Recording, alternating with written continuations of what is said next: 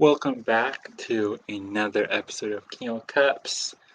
This time, when we're talking about the symbolism of color, esoterically and with film examples, of course. And we have, of course, the branch, as always, and returning guest for the second time, Mario of Symbolic Studies. So, this topic will be, like I mentioned, about color, and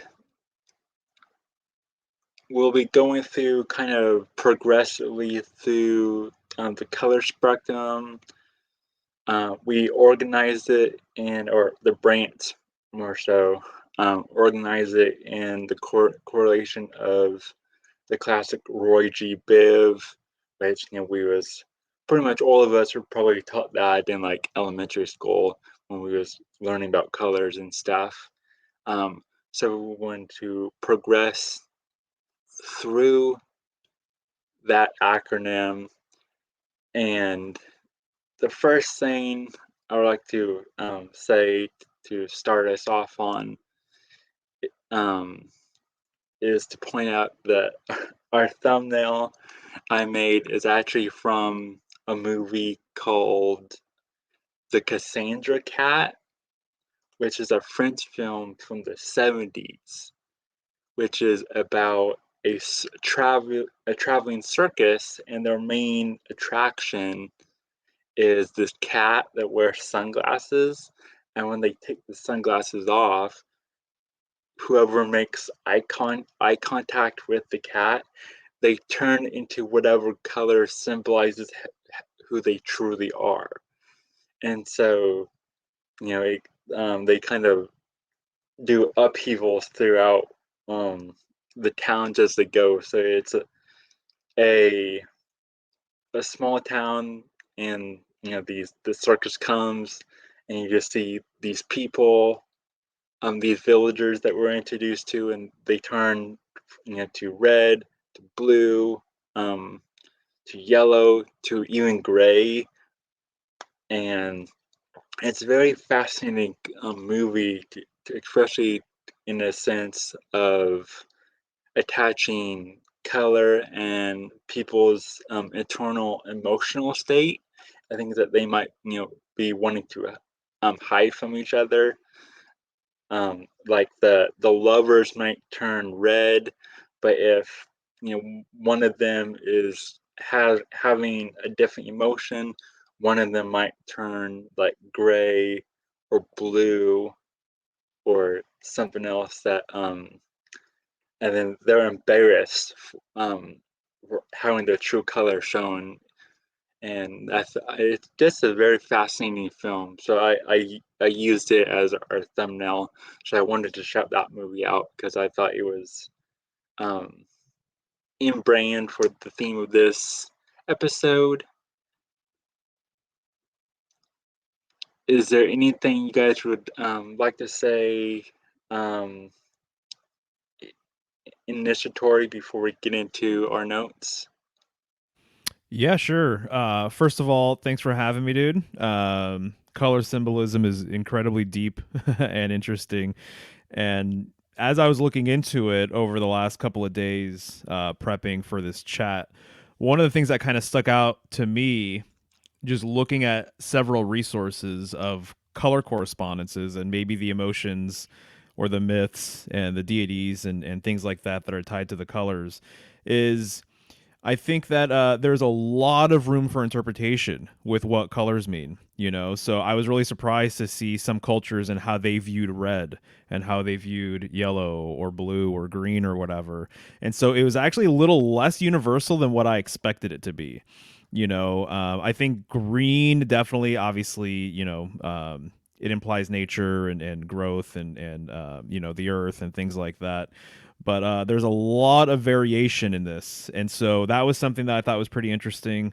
The other thing So just to keep in mind when you're decoding colors, it's like, well, culturally that might mean something here versus if you go to the east, it might mean something different, right? And then also too, just the rainbow itself and how the rainbow is connected to bridge symbolism. And when you're talking about that, I mean, essentially you're talking about the bridge between heaven and earth, right? So this kind of actually lines it up very nicely with world axis symbolism, right? What separates and connects the above and the below, what separates and connects heaven and earth. And so I think that's fascinating because even I was just reading the other day, Tracy Twyman wrote about it in one of her books, but that either it was the Tower of Babel or it was another ziggurat, but that they had 7 tiers, and that each tier was colored a different color essentially to match the rainbow, right? The 7 colors of the rainbow, which that's kind of a conversation in and of itself too. But this idea of the rainbow or the color spectrum being a bridge between the above and the below, I think is pretty interesting. So there's a number of examples of this kind of being the case. But yeah, that's kind of the main thing I wanted to mention is this the varying correspondences between cultures and how they view colors and how it affects them, and then also the rainbow being this thing that connects these different realms kind of seemingly, which makes perfect sense too when you start decoding it and breaking it down and stuff. Yeah, the Bifrost in Yeah, northern. Yeah, yeah, exactly. exactly. Yeah, that's awesome. Brance, did you have anything to say? Dude, I love your brain, Mario, because that reminded me of the Jed pillar. Mm, How that's oftentimes compared to like the spine, and of course the chakra system goes up the spine with red, orange, yellow, green, uh, blue, indigo, violet, right? So it in my head, I just saw like, oh man, the Tower of Babel must have been like a, even though maybe what it didn't look like a human, it was like that great image in the Daniel prophecy where it's a great statue of a person with gold head, silver chest, bronze belly, iron legs. It's like so similar to that. So I right. couldn't help but think of the stairway to heaven. That's what they were trying to do, is build a stairway to heaven, and it was rainbow colored. And so Yes, so then what does God use after the flood, right? As a symbol, he's not going to flood the earth anymore. A rainbow. that's And it's right. so it's almost like, if you think about it, that's almost a little bit spiteful. It's like, you want to build a multicolored tower, huh? Well, I'll show you.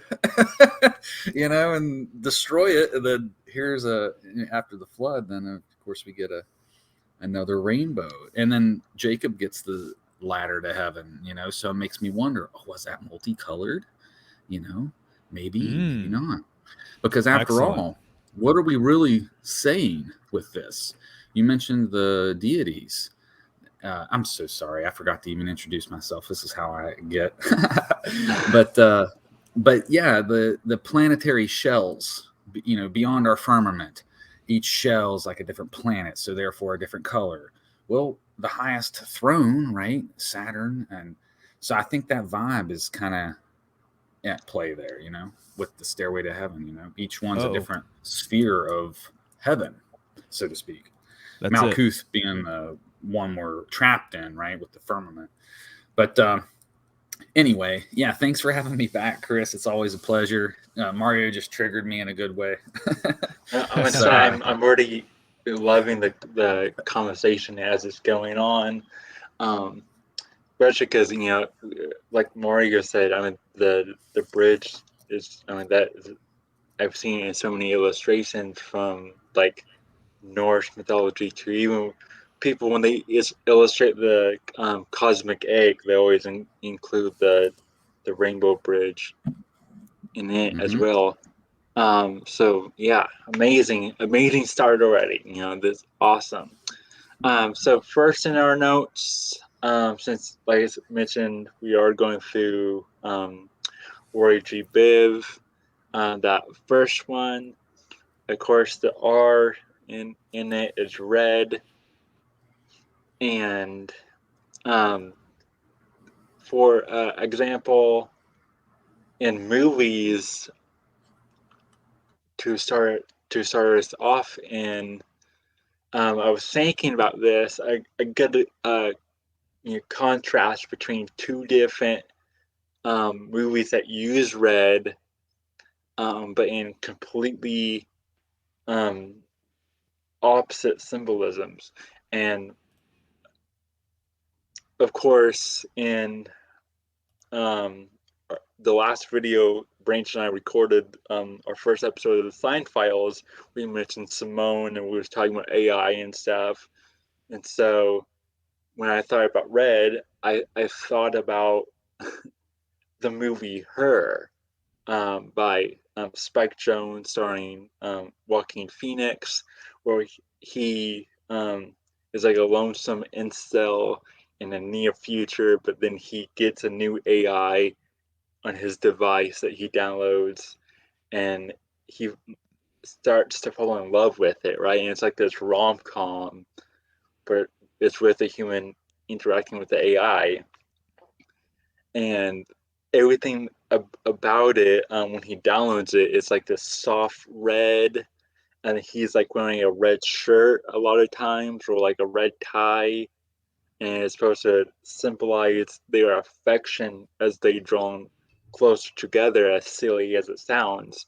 Another AI movie uses red in an interesting way, and that is, of course, Terminator. That classic, even just the poster, with him with the glasses, the sunglasses, and like the red of his eye is shining through. But that is like a cold, that's not human, eyes don't glow red like that, sort of, that's a machine sort of thing. And so two movies about AIs, both use red, but they both use red as one as it's a killing danger, the red light's blinking sort of way, versus more trying to emulate human connection and love and affection. Um, so Mario, what's the first thing that you think about when you think of red? Yeah, good question. Before I get to that, there's another movie, and this is just off the top of my head, that uses AI and red, and this is Hal from 2001: A Space Odyssey. Oh, And so perfect. Hal, right, he has just that like it's like that red orb that's kind of like his eye or whatever. And then also too, the room where Hal is disabled is all red too, right towards the end of the film. And so that's kind of interesting right there. But I think what they're trying to imply too with this is, I mean, red, it's like our, it corresponds with our lowest chakra. But obviously, I think of blood. And so I think of like actual, like, real passion. I kind of think of blood, sweat, and tears. I think of like something that's actually alive, that actually can bleed. And so color red reminds me of the heart. It reminds me of fire as well. It reminds me of warmth. So this is the thing too, right? The distinction between warm colors and cool colors. I certainly, emotionally, anger comes to mind and things like that. When someone's really heated, right, they can turn red. Or you're working out, you can turn red, and things like that. So that is interesting. This AI connection with the color red. I had never considered that or thought about that. But obviously, that's super strategic with 2001 as well to have that color red be like really, really, play a significant role, in how they kind of designed everything. Yeah. Brains, did What about you you, Joshua? have anything to add to that? Well, I would have to agree. I think that red is kind of a good uh, thing to point out with the AI, because when we think about evil robots, I mean, you don't typically see them in your head with green eyes or, any other color other than red. And I think also that makes me think of infrared heat vision, because some animals probably see in red, like a snake, for instance. And some animals are completely blind to red, like bulls, for instance, can't even see red. Yet the cape, we use for the matador, like they can't even see that. So I think it's kind of interesting to consider this entire talk we're having about color in general is such a narrow spectrum of reality. We know there are wavelengths outside of our perceptible hearing and visual ranges, yet we as humans have no choice but to really embrace that which we can see and can hear. And so personally, I think color is almost like a human invention in a sense, because it exists in so many other different ways, but we're kind of just looking at a thin slice of the pie. Another thing I think of with red, you mentioned movies. And so there's a movie I recently watched called Beyond the Black Rainbow, speaking of rainbows. And that's a really wild movie. And it almost puts me in the mind of like Lost Highway or some weird independent B movie, but yet it's like a psychological thriller. But anyway, they use light a lot in that film, and it's used also to like assault this test subject. They're using light as like a weapon in a sense, or trying to induce epileptic seizures and things like that. So I think how we perceive light is very interesting from a biological perspective. But red light specifically, I think is the what is it, the shortest or the longest wavelength, or shortest frequency or longest wavelength. It's one of those things. I think it's the longest wavelength. And so whenever we're using red, it's really easy on our eyes.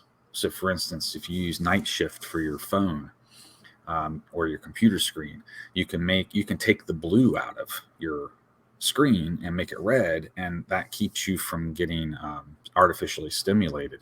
And so you can actually fall asleep better after viewing like a red screen as opposed to a bright blue screen. So you can also use red light whenever you're in like a tactics situation. You want to use red light because, first of all, it's only visible in close range, so it's not going to be like a beacon. It also doesn't dilate your pupils the same way when you look at it. So, because less light is coming in, so your pupils don't get as big. It doesn't interfere with your vision as much. And you can adjust better. It doesn't blind you, in other words. And also, you can, in a hunting application, hunters will use red light to track blood more easily. So I think if you think about the robot thing, why are they using red eyes? Well, better to see with, my dear.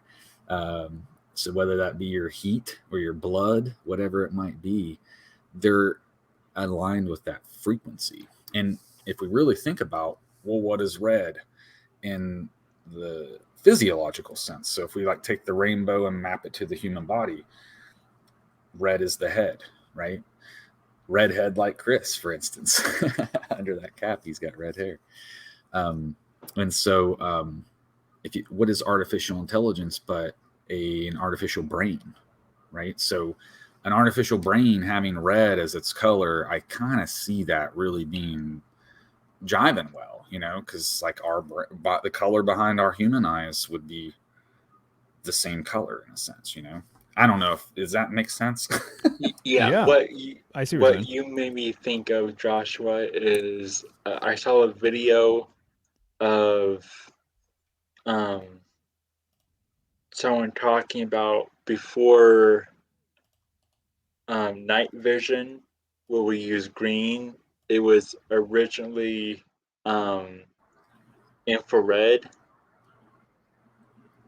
and I think I'm glad you're Brains is the bringing one this that up because I totally forgot. yeah, I think Brains is the one that showed me this video. And the reason why they stopped using those type of goggles in wars because the soldiers was like shooting at nothing, and they was like, "Why are you shooting at nothing?" And they're like, "There's demons everywhere." So this color spectrum of goggles they was using was letting them see things that wasn't necessarily there to the naked eye, and so they they migrated to the what we see now as the green night vision goggles. Um, so I think that is also I interesting. could add a little bit to that because I went a little further with it, and I was reading. It was either comments with that video or something else I read to supplement it. But the thought was that either A, it was much like those dicyanin glasses, like Layla has, for instance, the blue tint. It was either something like that, which allowed them to perceive outside of our visual spectrum, which I think is very plausible, or one of the other more practical explanations was just like with dicyanine, they had to use a certain chemical. Well, the thought was that maybe the chemical they used for the red was, somewhat hallucinogenic or something like that. And of course, using it on your eyes like that, it maybe was leaking into their eyes and then causing them to, experience hallucinations and stuff. So either of those are interesting explanations, of course, but I think it's interesting to note how those blue lens glasses, make the same claim, and here you got those at both ends of the spectrum. So again, with deities having color, maybe entities are visible in every spectrum. It's just that those are the only two we've really figured out so far. Yeah. So Mario, um, in your research with red, of course, when um, when we think of red, we think of like Mars, the red planet, things like that.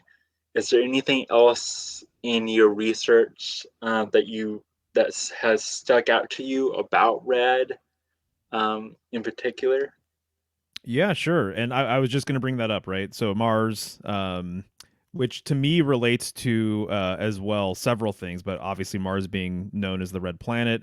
Mars is the traditional ruler for Scorpio. And so with Scorpio, there's a lot to be said about sex and death, essentially. So red as kind of being a color of passion, women, they'll put on red lipstick, right? I've always heard that makeup and lipstick and things like that, it's to imply that they're fertile and youthful, right? And so the color red being like a very sensual, sexual sort of color, right? I'm even thinking of like neon signs, XXX. I would Yeah, assume. I mean, you could do them in different colors, but red comes to mind immediately. yeah, So I definitely think of that, which is interesting and related to that as well. Branch, I totally see exactly what you're saying with the head being red, and I'm kind of inclined to think. That makes a lot of sense with Aries too, right? Aries being ruled by Mars, right? Aries being the head, Yeah. versus our feet relating to Pisces. But as I mentioned earlier, it's interesting. It's almost like the way I've heard it put before is that every proposition contains its opposite. So it's almost Mm-hmm. like there's this head-like sort of aspect that I see too, but then there's this lower sort of aspect as well, like with the chakra system, right?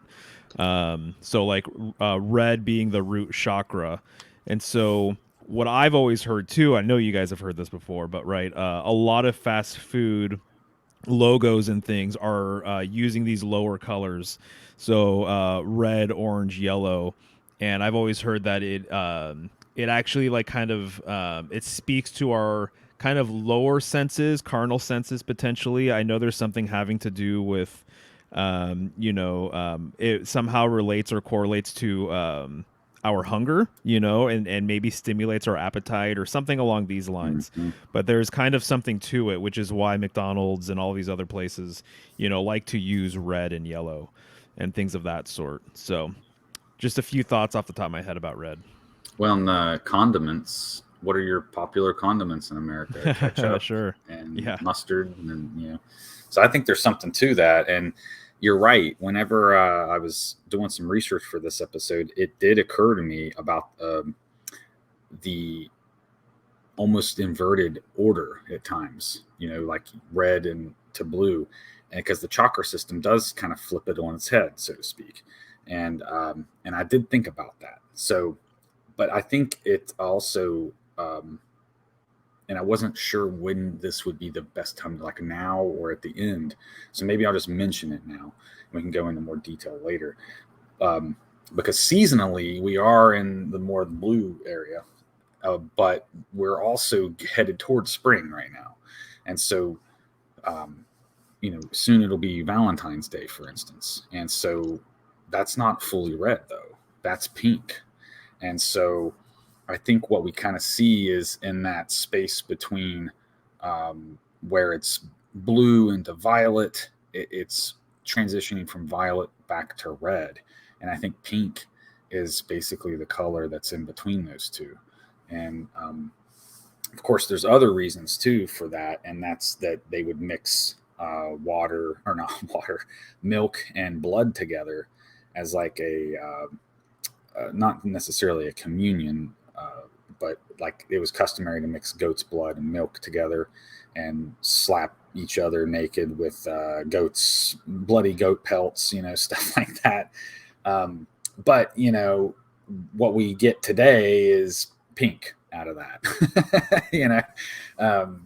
and I'd say maybe too the goat stuff was maybe the vestigial Capricorn influence, as it's pretty close to that too, so I sometimes wonder about the way colors factor into things, and because based on the chakra system, the sexual organs would be more like an orange, but yet look what we have Valentine's Day: pink, white, red.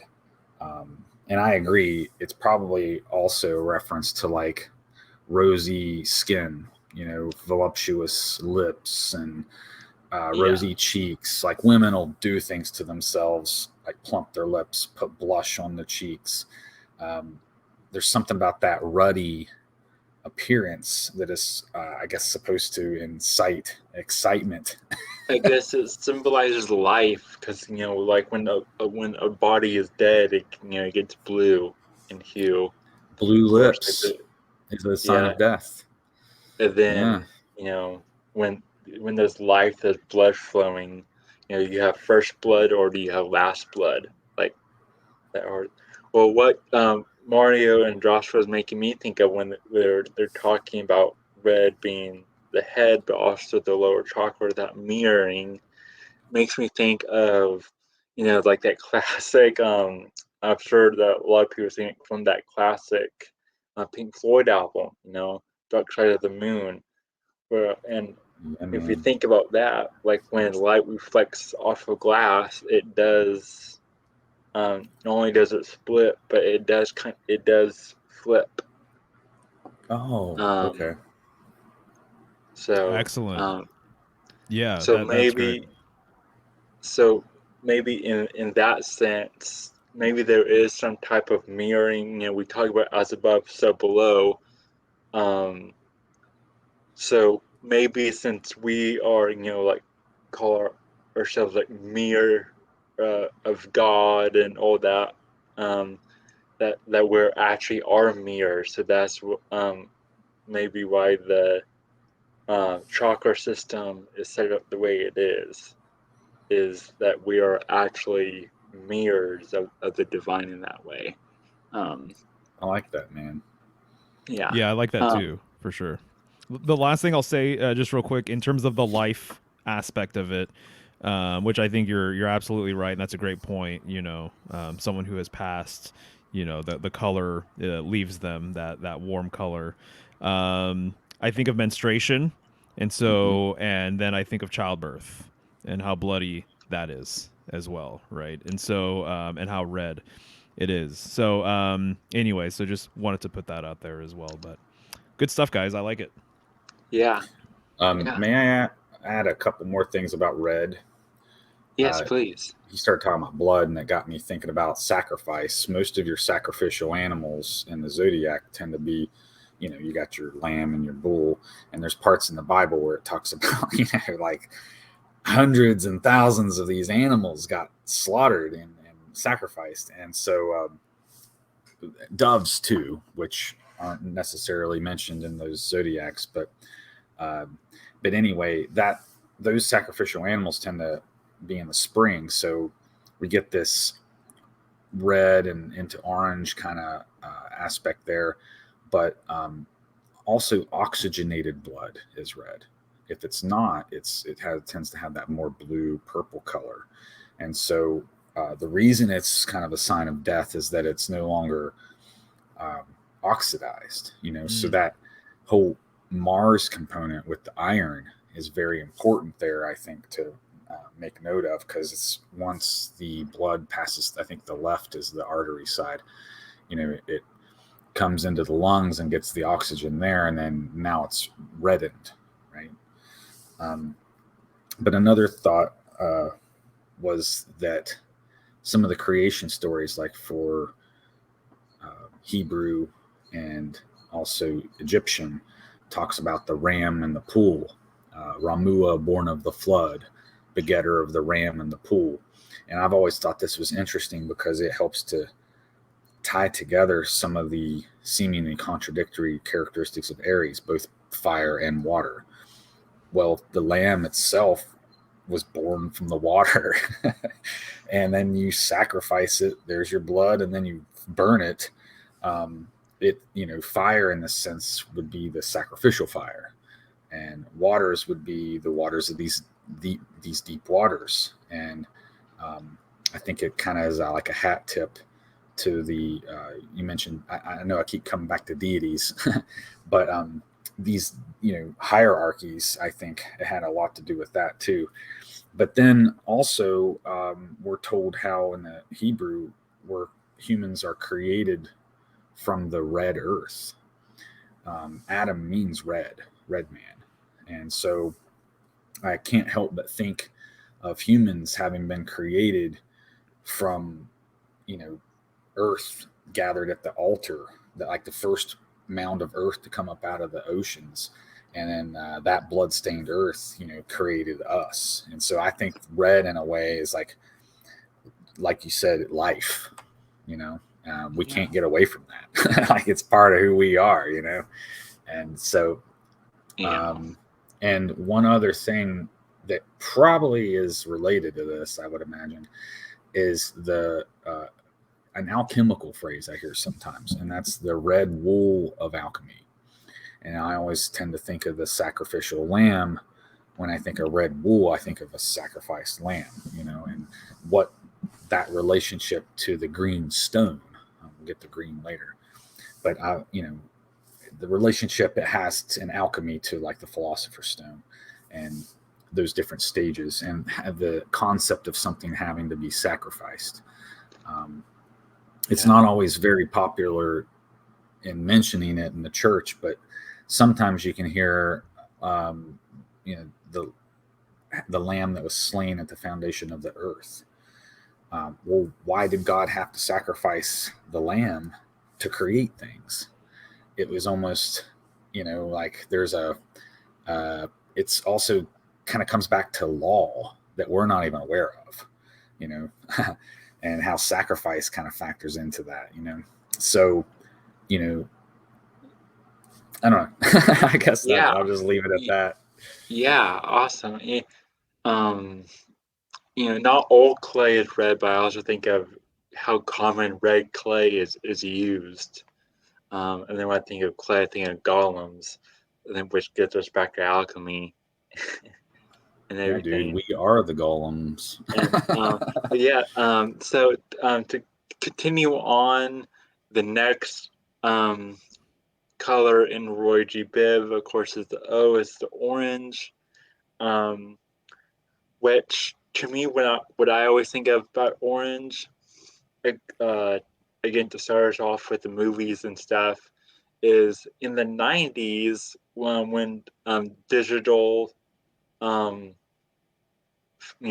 cameras and physical film was being more replaced with digital film and digital editing. We started to play with color more. Yeah, there was played with color prior, but it really got picked up once things got digital and we could use technology to adjust things more rapidly. And the big blockbusters, thanks to Michael Bay, the standard color grading for big blockbusters was the orange and blue. So you think of like all the big action blockbusters. Again, think about Michael Bay, anywhere from his Bad Boys movies to the later down the line when he did the Transformers movie. Those are all blue or blue-orange tints, and that just and it's still practiced today. That is like the standard cinematic blockbuster kind of starting point. And I think that is very interesting, that how prominent that has become for what we think is good art, a good base, I guess you can say. Is interesting that it went through that. So yeah, on the topic of orange, Mario, what are things that you first think of? Yeah, the first thing I think of is literally an orange being orange. We don't have a fruit called red or blue or anything like that. So I think of orange, and then that makes me think of like there's like the House of Orange, and then there's Orange County, and then I think about how there's this interesting thing between California and Florida, orange symbolism, and I believe there's a Florida Orange County. So I think it's literally like Orange County, California has Disneyland, and then Orange County, Florida has Disney World. And then I know there's people who think like Old World Florida, that the original forbidden fruit was an orange in the Bible instead of an apple. So that's interesting that either way, both fruits, are one of these quote unquote lower colors here, red or orange. And so, yeah, so I do think about that. I think about the color orange in regard to the fruit orange. And I know there's other stuff going on there with symbolism, and even like literally, I think I looked into the gematria of orange, and that was kind of interesting, but it's been a while. But that's kind of like the first thing I think is kind of interesting, is literally having this orange, fruit, and then that being very much symbolic of the sun too. There's lots of orange symbolism and solar symbolism that overlay with each other. You can almost look at it almost kind of like a small little sun or something along those lines.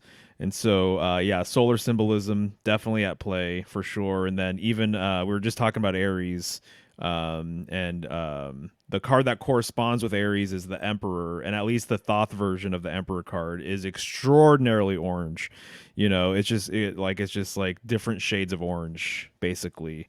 And so I think that makes a lot of sense too. So I think of the fiery sort of planets. I think of Jupiter as Yeah. well, and things like that. What's the first emotion that you think of when you think of orange? Yeah, see, that's a good question. I definitely think, I mean, with the warmer colors, there's like a little more energy there, but there's like there is a warmth there, right? There's like a something like it's kind of like inviting a little bit in a way. Versus the cooler colors, they're kind of like a little more. I think they're more relaxing, basically. Um, but yeah, orange in terms of an emotion, I don't know if I have a strong one that comes to mind, but Clockwork Orange too. I don't know what the deep dive is on why it's a Clockwork Orange. Have you guys ever looked into that ever? But I'm kind of curious now. Yeah, yeah, that can get us into um, a whole other thing, really. It's I mean, I don't have a condensed answer myself, but that could definitely be a topic in its own. Yeah, that's a good question. I actually have an emotion that I would relate to orange. Um, Now, this isn't one, and it's a little tricky because it's not exactly an emotion. Um, by the way, I really like your comment about the Emperor card from the Thoth deck being orange, because what I also realized doing my color research, because I was using a lot of source material from my mineral salts of the body, signs of the zodiac, and the salts of salvation. It's got that human figure similar like a Vitruvian man, but it's doing like the yoga pose of the feet touching the head, and then you got the colors going around the wheel. So every zodiac has its color, and what you notice is it's every other color is what we're focusing on with Roy G. Biv, but there are these transitional colors in between too, and I think sometimes, and this is a really good example here with the Emperor card being Aries, being orange, you sometimes see that bleed through. But for me, that would be at the end of April, because now we're moving into Taurus, which would be, according to the salts depiction, is more solidly orange. It gets into scarlet, and then orange is actually in Gemini, according to this. So I would say like it's more toward that end, whereas your lighter red, pink, even going into magenta is more toward the head, and which at first didn't seem very intuitive to me. But then I thought, oh, wait a second, the Buddhists label the crown chakra as purple, so there you got a red purple thing going on. So when you guys were talking about the flipping and the inversing, it's like, oh man. So I didn't have time to delve into it before the show, but I was going to go back afterwards and see about how that might play into complementary colors. Like, do we, how we hear something and we hear a harmony or a balance with the music? Well, I'm sure visually we also perceive a certain balance or harmony when we see things. Like you mentioned the Michael Bay using orange and blue, was it? Yeah. So maybe there's some like natural balance where if I use this color, I should be able to predict that this color would match it well based on maybe how well two other complementary colors match, and maybe that's something to do with like the two frequencies coming together add like a third resultant, just like two sound frequencies coming together have a tritone, so you guys really got me thinking a lot more about the complexity of color. But orange, though, as far as a emotion or something like that, I know it was a long-winded explanation.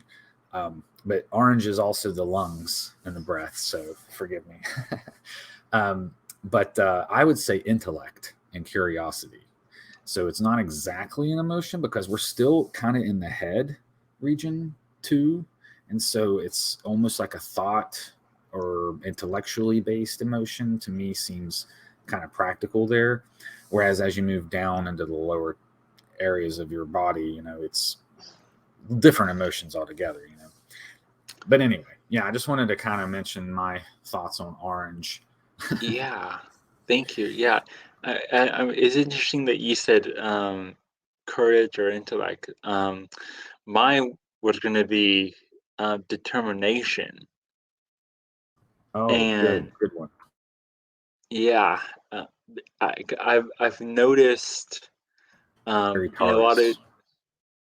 yeah, in a lot of stories with about like knights or some type of prince, some type of prominent figure that is the hero in the story when they go out to um, venture out to whatever their quest is. A lot of times they are um, you know their base clothing or even like their cloaks might be like a brown orange, right? But then you also have like gold is like a bright um like saturated orange in a way. It's between gold is between orange and yellow, which yellows are will be our next one, but gold kind of sits in between those two. So that's like like gold. You think of like wealth and power, um, maybe like a golden chalice or something, or a crown. And so I think like determination, even if you're not the royalty, it's the determination to get the gold. Go for the gold. As if you're an Olympic athlete, you're going for the gold. You have that determination. Um, and of course, you think of like a desert. It has a like golden tint because of the sun and the sand. You get like a golden hue that time. Then um, or like an orange golden hue. And since I'm on the orange gold thing, I would also like to mention golden hour. Of course, for anyone who's does photography, like golden hour, that's exactly when you want to go do photography. Um, I've I've talked about this before, how not only do we have golden hours throughout like the day, like there's a blue hour and a golden hour throughout the day. There's also a golden hour of the year, which is what we're heading to, which will be in July. July and August will be the peak golden hour of our years. So you have that as well. And then uh, I'll just like to add, to contrast the determination. Yellow can be seen as like you're wavering, you're yellow belly, you're a coward. So you have like determination and cowardice like hand in hand. And so you have the orange and yellow kind of back to back. As my thoughts on it. Um, Mario, is there anything in your your your research that you've found about orange in some type of culture or mythology or anything? Yeah, I was just thinking about that.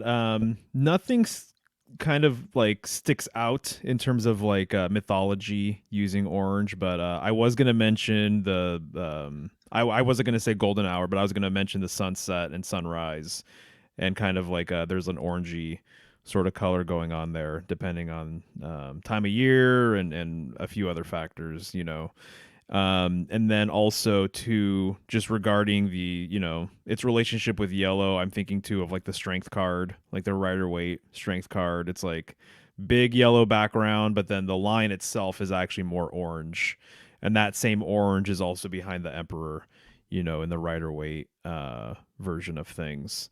And so yeah, so Yeah, I think you're picking up on obviously what this is all about, but go ahead.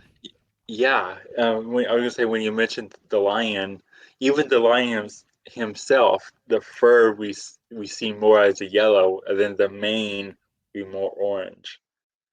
Um, and Yeah. even when little kids draw the sun, they a lot of times they'll color the sun, the circle in yellow, but lines will be the rays of the sun will be in orange. Totally, Um, totally. Oh yeah, for sure. I was reminded too. This is a bit of a different thing, but just kind of how on construction sites and stuff, a lot of the signs are orange. And then we also, I think of like the traditional sort of like traffic cone, and traffic barrels. A lot of times they're orange. Yellow is also kind of like a common construction color as well, but you'll definitely see orange. So I do think about the utilitarian aspect of orange, and it does get your attention, and you aren't going to see something else while you're driving that's generally going to be like completely covered in orange. And so they do that because it's visible, right? Yeah. Branch, is there anything else? I really like that you brought up the construction site stuff because as you were talking, kind of in my head, I was just thinking about the Tower of Babel again because I thought, I wonder if they had like construction signs or anything up, and if they did, what they look like, and because there are stories about how it was 100 miles at the base, and you know some of the quotes I've heard about it was like if a stone fell as they were raising it, everybody mourned the stone. But if a man fell or died, they didn't care about that because that didn't interfere with the construction of the tower. But every stone was like they had to push and pull. And I mean, think of how big these stones were. So um, I think the color orange, as it were, kind of is like a men at work kind of thing. Probably since the days of Babel. you know. So of course, I don't know what they would have had to really, use orange with, but some of the things that I can think of that use orange today are like rust, which is iron oxidized. Again, kind of similar to blood. Um, so even though our blood looks red, it's not fully oxidized, and so therefore it doesn't resemble orange, but it would if if it were totally oxidized. And of course, I think we'd all be remiss if we didn't mention Donald Trump and his emperor vibes, right? Even Time Magazine depicted him on the judgment card, sitting on top of the earth. Orange man bad. Well, he's the emperor in a sense too. Like there's even memes about him being God Emperor and stuff from like Warhammer and Dune and things like that. So uh, whether you like him or not, he does represent like that bravado energy. And people even talk about, don't let him around the red button. Don't let Orange Man around the red button. Caution and all these things kind of go hand in hand with it. So I think that's kind of funny how. Yeah. And he has the golden yellow blonde hair. Yeah. Like a lion. Well, and I kind of assign that orange and yellow to Gemini and Leo. And of course, Trump is a Gemini.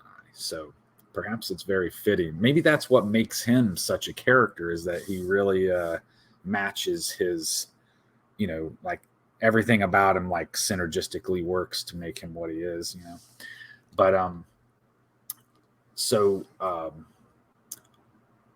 were we getting into yellow as well, or yes, we're heading into yellow. If you don't mind. Yeah, I think I love that. I'm glad you brought up the Trump thing. I had read somewhere that, and I don't know, maybe you guys have come across this and know more about it, but somewhere along my travels over the last, I don't know, 6 months, year, somebody was saying that there was an old tradition of emperors, Roman emperors, perhaps, painting themselves either literally orange or red, and that this was like a tradition that Trump is just kind of like adhering to or whatever. And see, I couldn't find the Orange King. I'd heard a reference before to the Orange King, but I couldn't find it. And the only close thing I could find was when you shared that Emperor card that was orange. But this right here sounds like what it is. It's very interesting. When I first heard it, I'm like, oh, that kind of clicks. And then I don't think I've thought about it since. But since you brought it up, I wanted to mention that. Also, too, just want to bring up the fact that, obviously Trump and the color orange being related to fire and heat, warmth. I think of strength. I think of your will. I think of wand symbolism as well. The emperor generally is holding a wand. And the elemental correspondence with fire is the salamander, but it's not the common salamander. Obviously, it's more of a mystical, fiery salamander.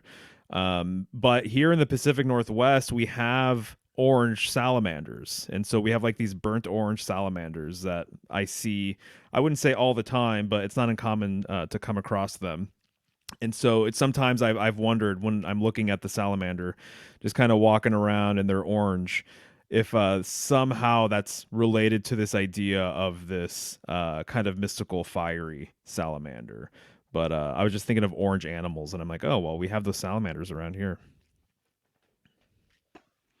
Yeah. Yeah. Are you You back? said that you mentioned the elemental sign for orange. Did you mention the one for red?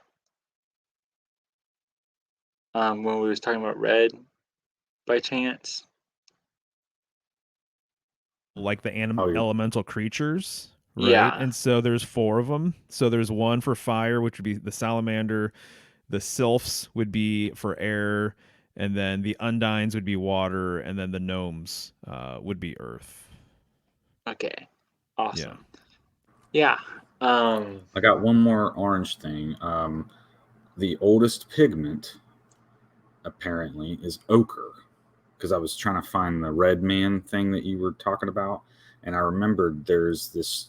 I still can't find it exactly, but there is a tradition of painting yourself red. I think when they go into battle too. Reminds me of the Woads who would paint themselves blue, but yeah, ochre is supposed to be like one of the oldest pigments. So some of the oldest art that's found on cave walls and stuff like that is typically done with ochre.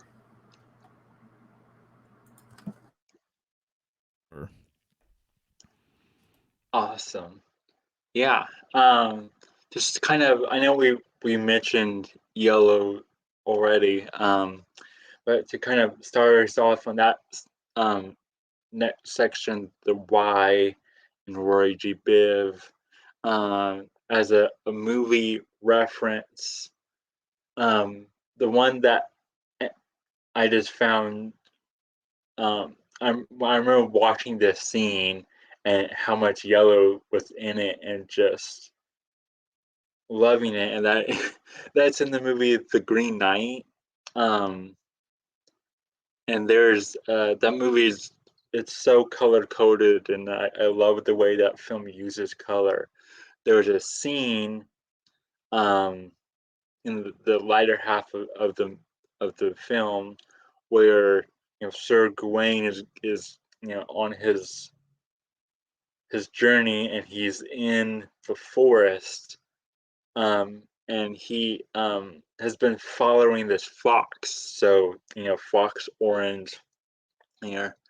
But then because of the sun and the dust that's going through this part of the forest, everything around him kind of becomes yellow, and that is was symbolizing his emotional cowardice, uh, cowardness, that he was at that point of time um, second guessing his quest, right? And so the moment he's second guessing his quest and everything that how far he's come on his journey, is it really worth it? And at that moment, just everything around the whole nature scene just becomes this very bright yellow. Um, and I think it just that whole shot just really blew me away. Cause I was like, oh, that's him being quote yellow belly, right? He's getting nervous, second guessing himself. So there's a good example of that. Um, Mario, to start us off with, is there anything that you have found in your research with yellow? Yeah, I mean, the first thing that comes to mind immediately is solar symbolism, the sun. And so even in we've been talking about the tarot and the Rider Waite, oftentimes they'll just indicate sunlight, which is having a pure yellow background, right? And so I think of the sun, and I have some thoughts. This might be a little off topic, but I have some updated new thoughts regarding the sun and solar symbolism, and I'm kind of gearing up to do a presentation about it here pretty soon because I'm getting a lot of value out of this kind of new understanding. But when you read about the sun or when you see even a sun in a piece of artwork, My new sort of interpretation is that they're not all the time referencing the physical sun, that actually sometimes it's a spiritual sun. And so this is kind of a newer thing for me to really consider and ponder, is that the sun that is referenced in some poetry and in some works is actually a more mystical sun. It's more of a central sort of sun kind of concept. And so to me, that's kind of a fascinating thing to consider. And it, ever since I realized that or learned that, I'm kind of interpreting solar symbolism a bit differently. So, like on the full card, the Rider Waite full card, I have good reason to believe that they're actually not referencing the physical sun. That's the first layer of interpretation. They're actually referencing a spiritual sun. And this spiritual sun, to a lot of people, is like the center of the universe, essentially. So it's kind of fascinating because I've been on this journey with my cosmology, I guess, and entertaining, geocentrism and things like that. But when people say that we live in a solar system and everything revolves around the sun, physically, the actual sun, to me, that may not literally be the case. But I think there's something to be said about us living in a solar system that revolves around a spiritual sun, which is basically a spiritual center. And so the sun has been used to kind of indicate a center, and this is another thing that I've kind of been going on about and looking into quite a bit. And so the sun and the color yellow, to me, even though it's not like the center in the sort of spectrum of color, it's been viewed as kind of a spiritual center, right? Or even Christ, right, being a son, the son of God. And so I think there's a lot of stuff going on there with the color yellow, because I think that that is the strongest color that's generally attached, to the sun. And so I think of vitality. I think of obviously the rays of the sun. I think of just kind of the cycles of nature and the different seasons and things of that sort. So to me, that's kind of the number one thing, is just kind of the solar aspect of the color yellow. And off the top of my head, I can't think of any movies that really, I know there are out there that really utilize, yellow in a really strong way. I think maybe the last Blade Runner used yellow in some ways. I could be mistaken on that Yeah, one. they use yellow and like a really saturated orange a lot throughout that movie, especially when he's walking through the ruins outside the city and stuff, when it's all the dust and the Yeah, sand. exactly. Yep, yeah, that sounds about Which, right. yeah, that's which we saw people relate the real world to that scene just last year, when the whole sky in certain areas went to that saturated reddish orange color because of all the fires and everything. And everybody was like, "Is this a picture of New York City skyline, or is it a screenshot from Blade Runner 2049?" And yeah, Right, right, right. Yeah, and real quick, just because we're talking solar symbolism, because I think it's the most important, or the thing that I think of first and foremost. Even, I'm thinking of like flowers that have yellow petals. Oftentimes, they kind of relate to the sun, sunflowers, right? But yeah, I have been getting into this author here. I've mentioned it a few times at this point on my channel and stuff, but his name is Rene Guénon, and I read through this book, Fundamental Symbols, and this guy, whoa, I mean, it took me too long to finally get around to his work, but I think he's one of the best symbologists of the modern world. And he has stuff in here about the rainbow and color stuff and everything else. He really gets into world axis symbolism too, which is why I really feel like I've gravitated towards his stuff. But one of the things he mentions, he has a whole entire chapter on this. He says that the traditional idea of the rainbow having seven colors actually isn't accurate. He says that it's actually six colors, but the seven symbolism is important. And so he says the actual colors are basically red, orange, yellow, green, blue, violet. So no indigo. And then he even kind of has a little chart here showing the six colors, kind of around a circle, and each color is wow, indicated with one of the tips of the hexagram or hexagon, the Star of That's David, it. basically. That's interesting because indigo is always the one I always forget about. It seems like. Yeah, right. It makes sense. So what he Yeah. says, and I've gotten into this a little bit. Maybe you guys have too, but there's this idea. It's been referred to as the seventh ray. And so when I looked into Abraxas, the seven rays or the seventh ray comes up. When I've read some esoteric astrology from some theosophists, they've mentioned the seventh ray. And basically, what he says is there are six colors of the rainbow. He lays them out around that circle, around that Star of David. And the seventh ray of the rainbow, he says the seventh light, if you will, is the center point, and that is the point of transcendence. That's the point that kind of like connects the different realms together. So this is more world axis bridge symbolism. And so he has a chapter called, I believe, the seventh ray in the rainbow. And so that seventh ray is the middle point, and that this ray, I think he corresponds with white, but it almost like breaks you out of the system, the six color system or whatever, that seventh one.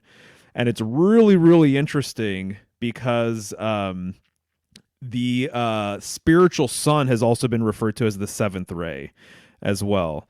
And even when you look at the full card, the Rider-Waite full card, and I'm going to do a breakdown of this at some point. If you count the rays from the outside going in, the seventh ray is what touches the pole that the Fool is holding. And then if you count from the other side, the seventh ray is right next to that one, and it's right next to the pole that the Fool is holding. And so to me, this relates to the idea that basically, long story short, solar symbolism comes from polar symbolism. It's really wild to think about. There's a number of sun gods that actually come from the north. So this is something that I've kind of started to kind of break down and figure out.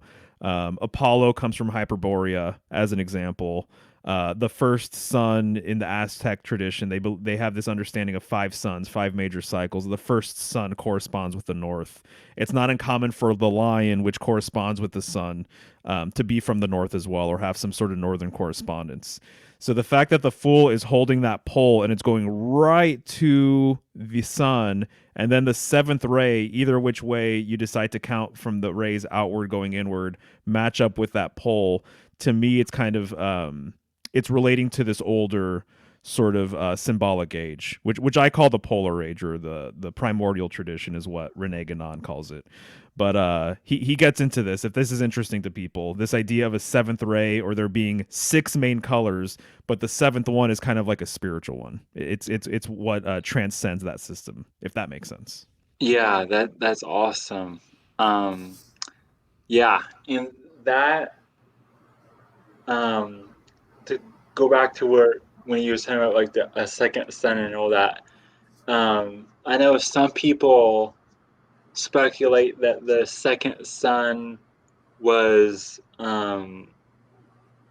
Jupiter, um, and that's because the I believe it was it the I believe it's the Mayans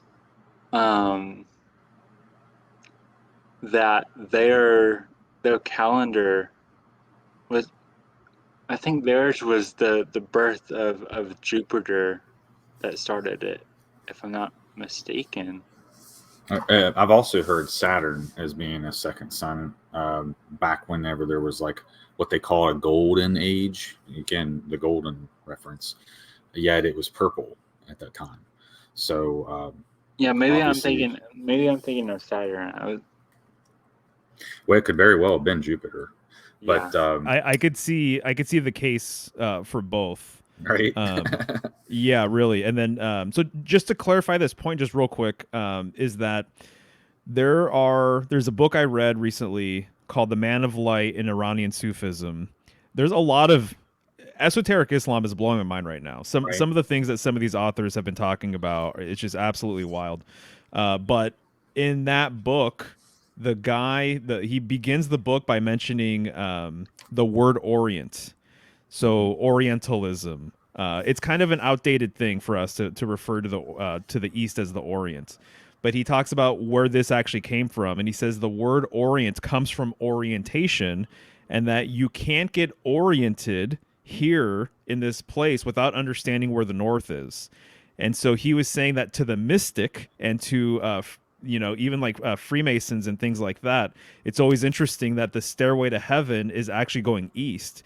He was saying that the east is a symbolic reference to a what he refers to as a cosmic north, and so the east is a reference to the north, to the mystic and to the sage and things like that. He makes it very clear that the east that these mystics are looking for cannot be located on the map because it's a central sort of location.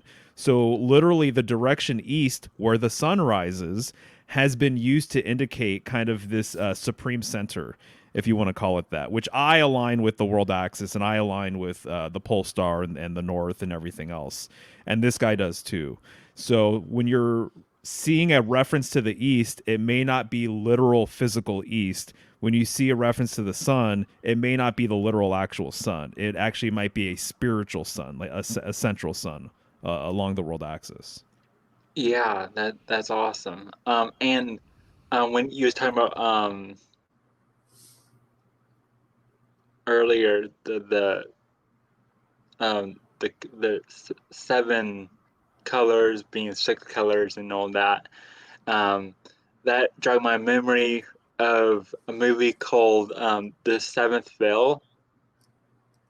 Oh, interesting. I don't know if I've never seen that actually. I don't know if I've even heard Yeah, of it. and I looked it up right now. It's from 1945, and it's an interesting movie. It's about a girl who um, she seems to be in a different mind state. Is she delusional? One of those, very heady, um, and she loses the ability of her hands, and she escapes the nursing facility she's in, and like then her father ends up dying, and it's like all this tragedy.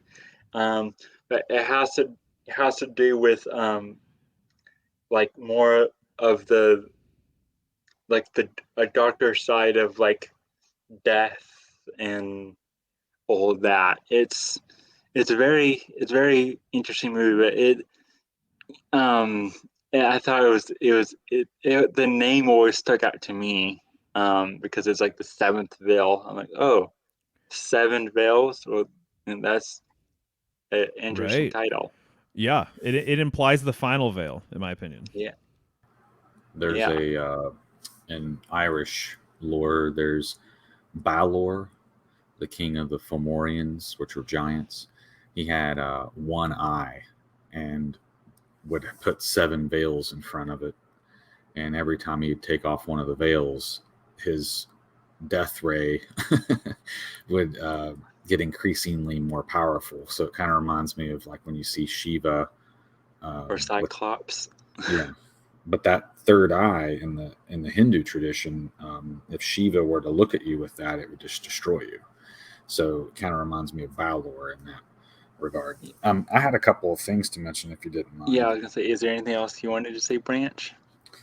First of all, I just want to say the Seven Rays sounds like a great name for a cult. I don't know why, but it does. But when you were talking about it, it kind of made sense to me to have like that 6 colors versus 7. But then I was thinking like, well, where would that separation be? If we were going to assign it to like the highest point in heaven for the sun, then it would be sometime like around the summer solstice, for instance. And then, which was traditionally in this archetype, might be green, right? When everything's green and life is abundant. And I thought, well, I guess what would it be if it was elsewhere? So then I thought, oh, okay. So in the model I had in my head of like feet to head, that gap would naturally occur kind of in the time we're in now. Like as we're moving towards spring, it would be like where the feet stop and the head begin, you'd have that little liminal space, that gap, which I've kind of assigned to the bardo, like the space in between. It would be like the colorless region, if as it were. But then I got to thinking too, okay, about direction, because I totally forgot to mention east when we were talking about red earlier. But yeah, I would assign east to red. And in the Masonic temple, the east, they definitely talk about the sun rising in the east, and its rays would shine through that doorway onto the eastern side of the altar, and that's where the blood would be, is specifically on the eastern side. So any sacrificial blood would get illuminated by the rays of the sun coming through the east gate, yet the northern throne is the one that sits vacant. And I just always found that really fascinating. And then so then I was thinking about the north, like, well, it would depend, east is red in the spring perhaps, but like which way are we really going? Because sometimes the zodiac goes backwards, right? So I was like, oh, well, maybe the north isn't summer, but actually the winter, because after all, what do we see the heathens of the world all celebrate the North Pole and Christmas and all? I was like, well, maybe it's Capricorn then, So I was looking at according to the Salts guide, it is signed south to Capricorn. So I was thinking, well, maybe it's actually the north, So I don't really know which way it would go, but I was, like you said earlier, like I can make the case for both almost, But I guess depending on which way you're going around the zodiac wheel, it could be one or the other. But I think there is still that space in between. And so the anti to that would be the middle of the body. And so if we're talking about a spiritual sun, I think of the solar plexus, which the solar plexus has soul and sun in it, right?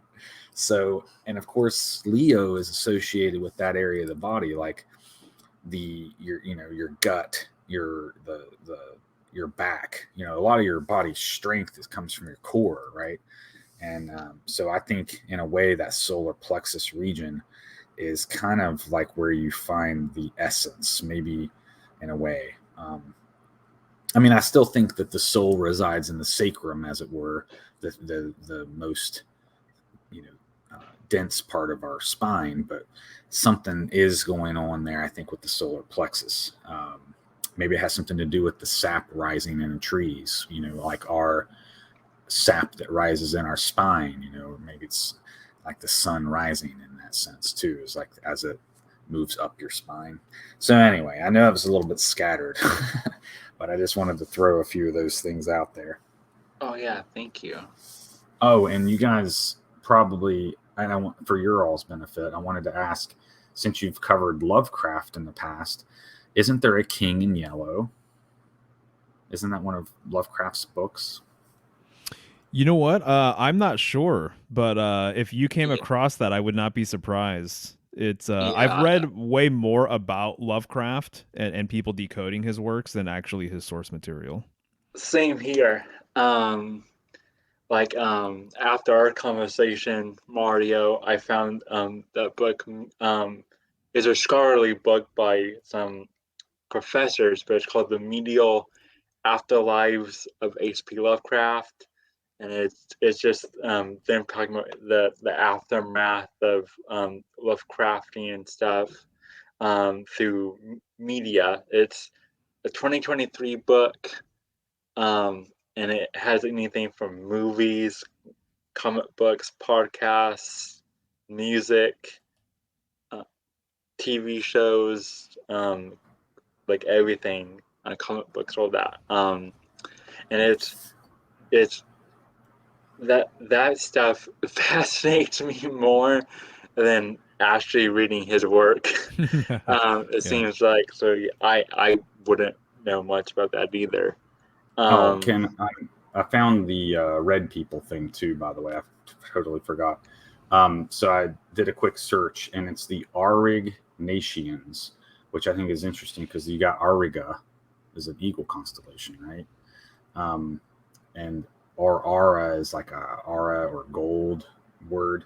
So I find that interesting. But anyway, the Aurignacians are basically the Picts of Ireland. They would paint their bodies red.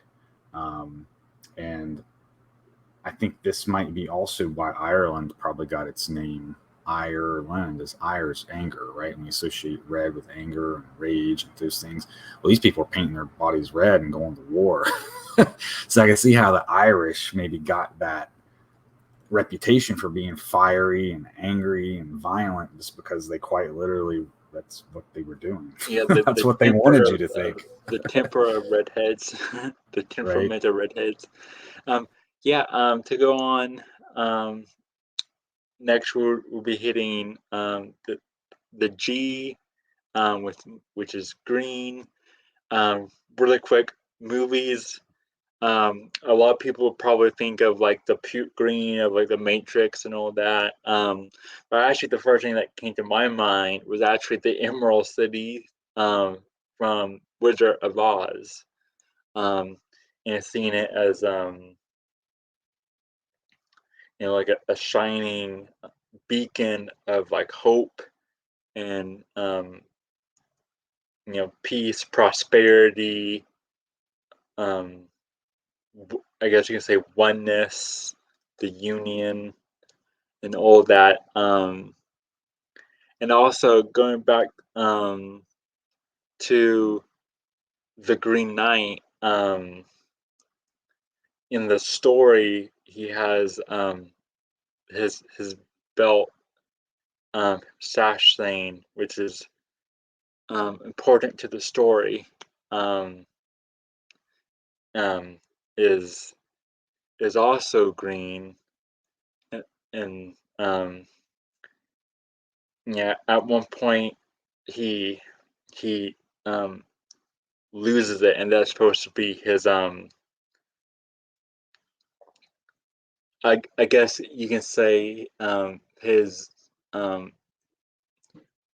virgin, his chastity of himself and his morals and all that.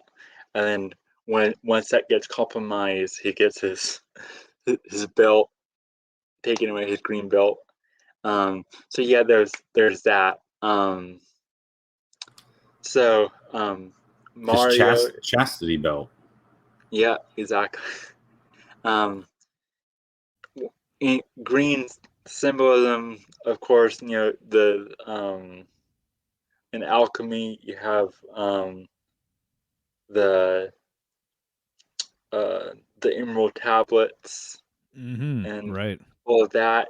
Is there anything else that come across interesting in your research?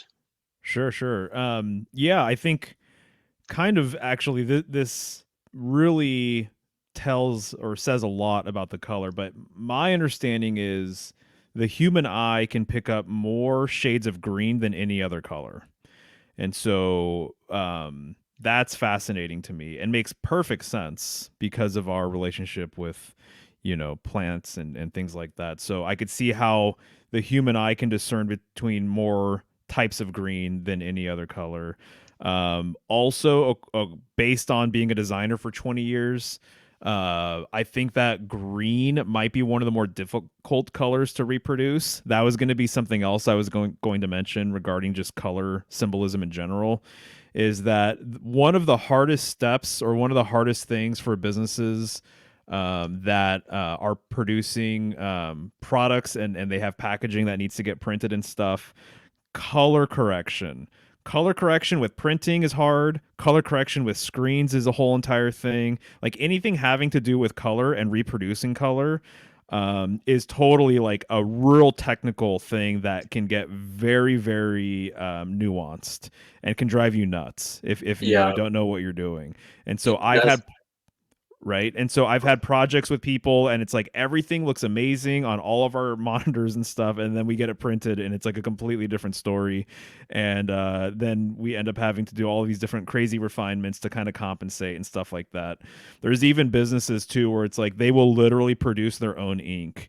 Like I remember Intel has like literally a blue that they have that it's like a proprietary blue. I know some colleges have proprietary colors for their football teams and their like colors and stuff like that. I'm pretty sure some other like major league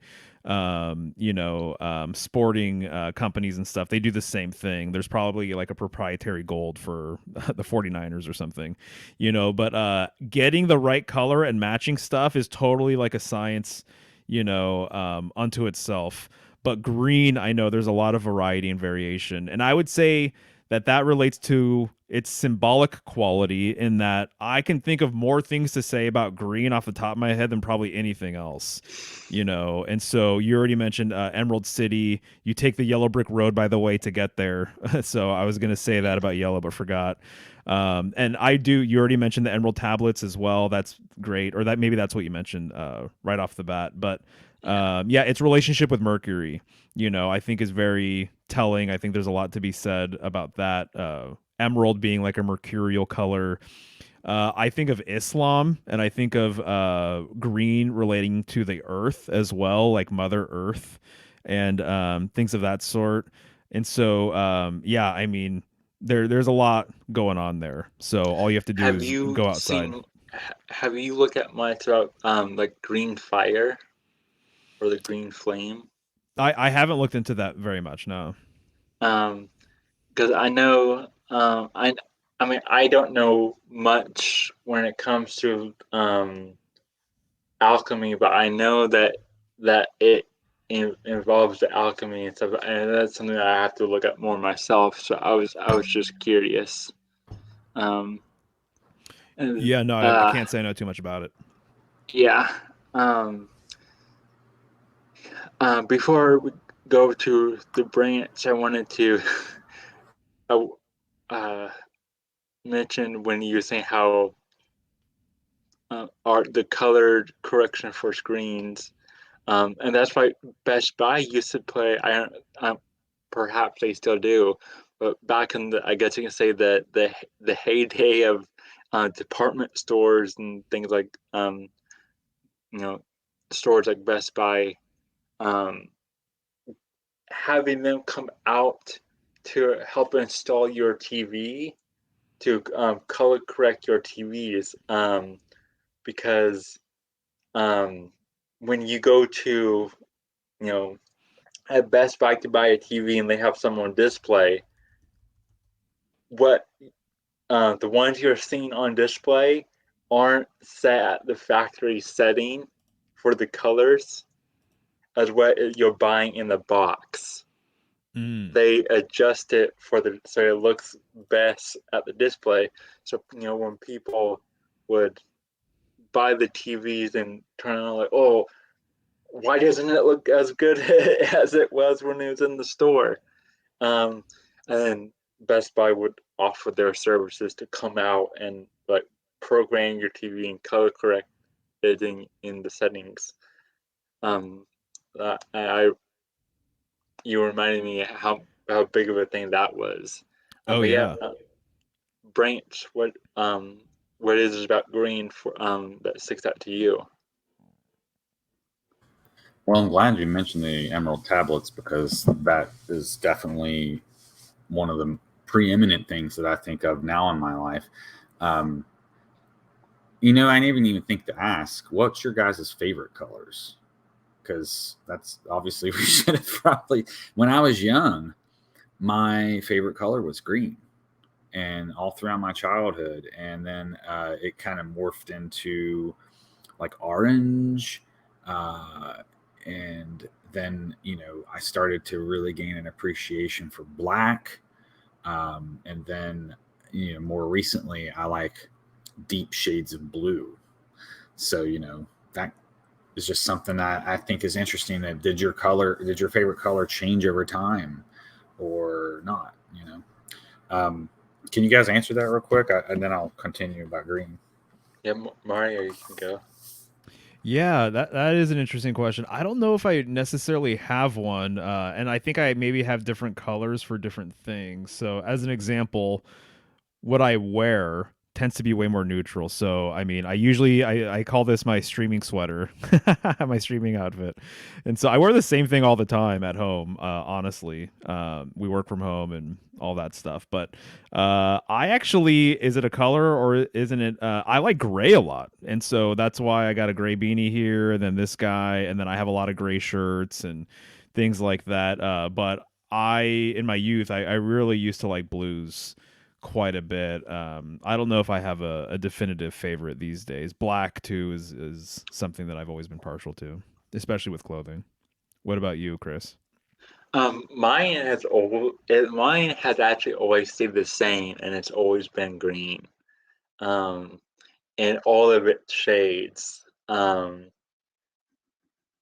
but but my favorite are probably I love that like somewhere between on the green scale, like a sage and a forest. Like that's really my sweet spot. Is like between a sage and forest green. And for me, it was hunter green for the longest time, or an emerald green. Awesome. Yeah. So is there anything else with the green branch?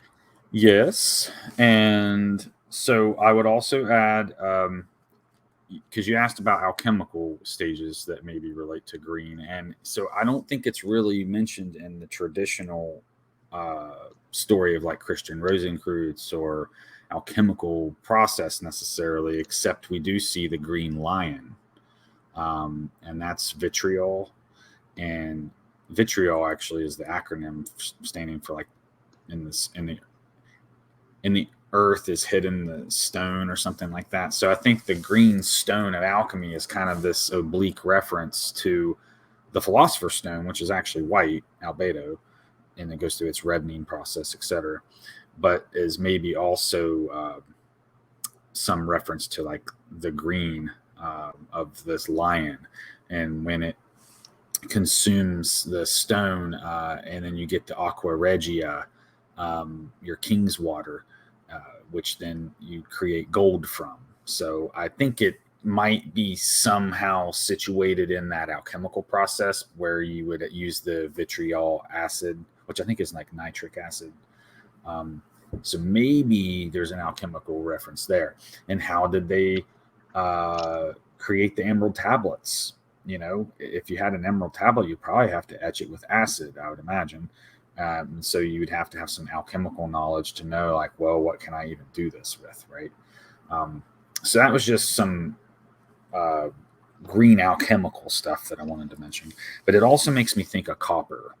But copper is red when it's not oxidized and green when it is oxidized. So it's one of those tricky elements. I think a lot of times when we're thinking of color, you know, there are not only alchemical but planetary references, and depending on what stage they're in, like you mentioned a green flame earlier, well, when you burn copper it is green.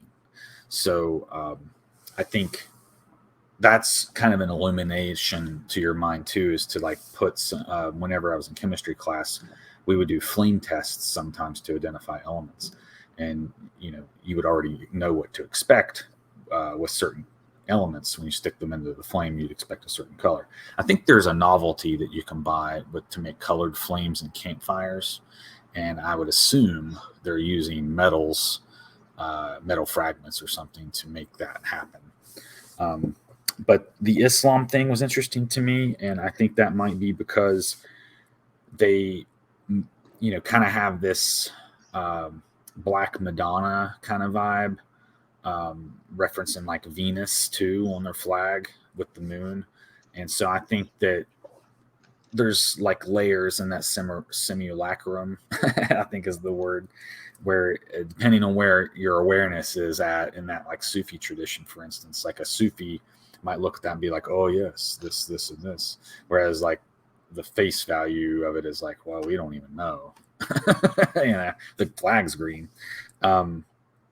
But then one thing I wanted to add that's a little off that topic, or should I say off color. Oh, that was a joke. So you guys were talking about color coding with computers and stuff. So yeah, like the practical application, like real world colors versus computer colors. Well, you might be confined because of the, just with the dyes that the printers are using or whatever. Whereas on the computer, you can get so many different shades, right? But what do we call these? Hexes. They all got a hex value. And so every single shade is going to have a hex value, but you may not have that equivalent in the ink type area. Like it might be the shade might be a little bit off. So you might have to find a hex value that matches the ink value, so to speak. And so when you're branding, you're using hex at the same time, perhaps in a way. So I just thought that was a weird play on words, branding and hexing. Yeah, no, absolutely. And it's in play too, because I already said that according to some people, there's only 6 true like main colors, primary colors. Yeah. Would the primary colors be 3 colors or 6 colors? I'm like It would be confusing myself now. 3. 3, Yeah, right? because it would be red, yellow, and blue Right. are the primary.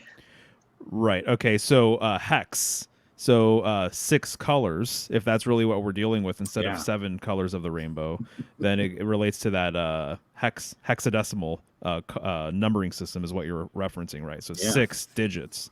I want to offer this up real quick. So to me personally, where I'm at with my symbolic decoding and everything, I'm looking for the center. That's what I care about. I care about that within for myself, my center. And then I also am relating this to the center of Earth and then also to the center of the cosmos or the universe. And they're actually all corded together, in my opinion, all of these different centers. And to me, I think a lot of what people have lost in the modern world is this idea of a center, right? A sacred center, a spiritual center, a supreme center. I relate this center to a pole. And so sometimes when people, I feel like when they've lost their way, it's like they've lost their pole. And I feel like when you find your power, it's like you're finding your pole, your strength, you're kind of your backbone. And so the center, if we are going by the 7 colors, green is right in the middle of the spectrum, right? And so the green is in the center of the whole entire spectrum, the same way Emerald City is in the center of Oz. So in the source material, I believe that's clearly stated, is that Oz is in the middle, or sorry, the Emerald City is in the middle of Oz. This is very interesting because to me, the vitriol acronym that you brought up earlier, it translates to visit the interior parts of the earth and thou shalt find the hidden stone. In my personal opinion, this hidden stone or stone symbolism strongly relates to the center. So the Kaaba cube symbolically could be a stone, and even in the corner of the Kaaba, there is a stone there. It's not in the middle of the Kaaba, but it's in the middle of the Islamic world. It's in the middle of, it's in the heart of Islam, basically, Mecca, right? And so this is where all Muslims pray towards. They're praying directly towards the Kaaba cube, which has that stone. And so the stone is very much related to this idea of a center. And so there's cultures that have like a central stone, a standing stone, which is like in the middle of their village. I think that the obelisk is kind of like an example of this, like a more modern example of this sort of central sort of location or this central sort of totem. I think the cross is another substitute symbol for this. I think that there's a lot of different examples of this central sort of idea. A family tree or a world tree having a central tree, and that was like your family tree that you would like bury your ancestors' ashes underneath, like into the root system and everything else, right? And so to me, green is in the middle. Green relates to earth. Earth is like an anagram to heart. And green is the color that corresponds with the heart chakra. Yeah. And so to me, your heart is like another center. We have multiple centers, right? So even each chakra, even though I think it's more of a metaphorical system in a lot of ways, each chakra is considered its own center, right? And so, and they've even been likened to like wheels or discs, or things like that, which have a center. The wheel has a center. Without that center, a wheel cannot operate. You need the center of the wheel, the same way Polaris is the center of the wheel of heaven, basically. And so I just wanted to offer that up. So visit the interior parts of the earth, and thou shalt find the hidden stone. It's like you are also terrain. Your body has a relationship to the earth, and you can call it your terrain. And so to me, finding your center is kind of like symbolically finding your still point within. It's kind of like tuning into your heart center as well. So I think there's a lot of stuff kind of going on with all of this with the color green. And I think that Emerald City being in the middle, it's not unlike going to the center of Earth and finding that hidden stone.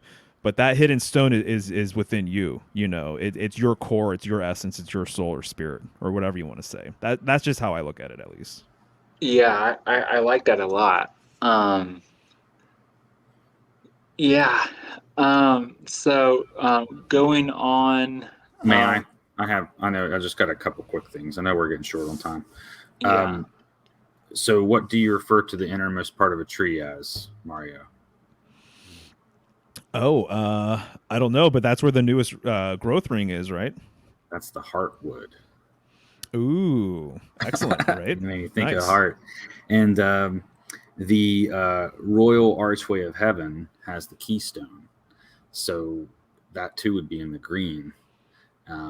So I would wonder what is the actually the exact hex value of that, the green of greens, Oh, that's a good question. So anyway, I just wanted to offer those two thoughts there. Green Sorry to language. interrupt you. Yeah, the green of greens. I love that question, man. Yeah, that's awesome. Thanks for saying that, Branch. Yeah, so next would be the eye, indigo.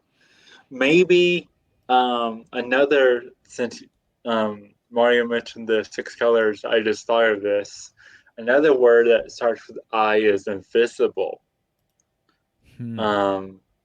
So if there is only 6 colors in the system, maybe that's because indigo would be invisible.